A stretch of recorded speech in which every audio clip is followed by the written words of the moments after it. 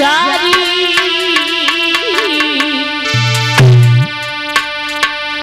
और मेरे सैया टूटे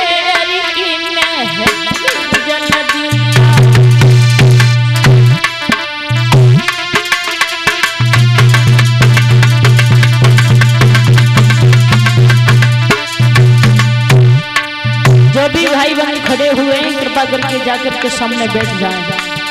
जो इधर खड़े हुए हैं बैठ जाओ। मेरा कहने का फर्ज है, मानो ना मानो तुम्हारे ऊपर है। मानो तो ठीक है, ना मानो तो कोई बात नहीं है।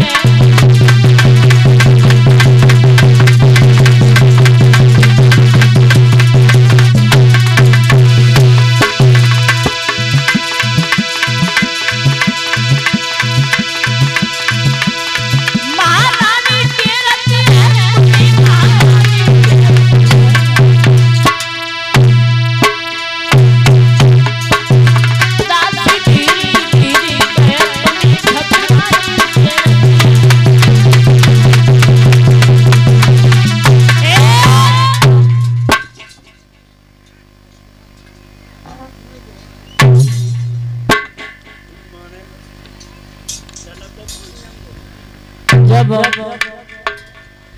कहा है दासी ने जाकर के दोनों हाथ जोड़कर के महाराज जी के प्रणाम स्वीकार हो। क्या बात है दासी, आपकी महारानी ने आपको महलों में याद किया है। राजा उग्रसेन वहां से चले, महलों में पहुंचे, रानी ने अपने पति को देखा, आसन डाल दिया, जल लेकर के आई, ठंडा जल पिलाया।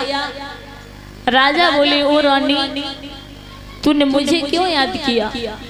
जवाब दियो, महाराज मेरा मन नहीं लगता है, चलो चल कर के संतों के दर्शन करेंगे, अपने जीवन को धन्य बनाएंगे।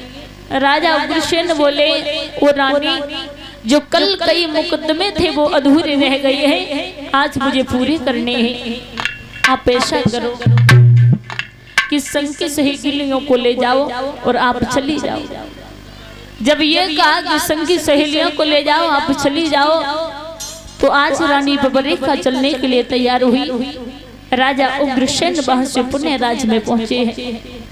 जब सभा में पहुंचे हैं तो आज रानी ने रथ को तैयार कियो, जिसमें एक सहेली बड़ी चतुर है रथ चलाने में।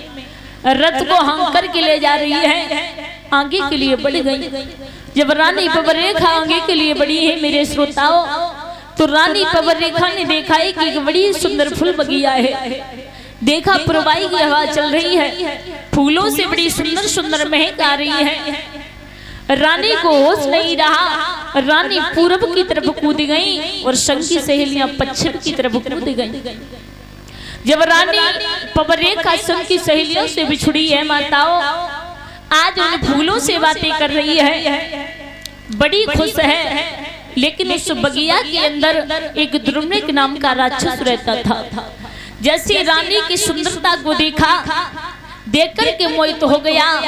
राजा उग्रसेन को रूप धारण कियो और देखा है रानी बबरेखा ने, तो उस बगिया के बीच में थोड़ी देर में काले काले बादल आने लगे। थोड़ी देर में देखा तो जोर से आंधी चलने लगी। रानी बबरेखा डरने लगी। जब रानी बबरेखा डरने लगी है तो ये राक्षस राजा को वेश धारण करके पहुंचो। ये रानी क्यों रो रही है? मैं हूं ना। रानी ने सोचा शायद मेरे यहाँ आने पर मेरे महाराज का मन नहीं लगा, इसलिए पीछे पीछे चले आए हैं।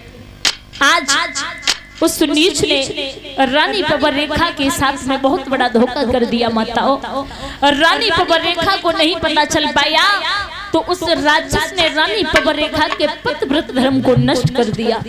और जैसे नष्ट किया है, थोड़ी देर में वो अपने भेष में आया, थाली बजा कर के हंसने लगा। रानी ने जैसे ही देखा तो रानी पछाड़ खा करके वहीं गिर पड़ी।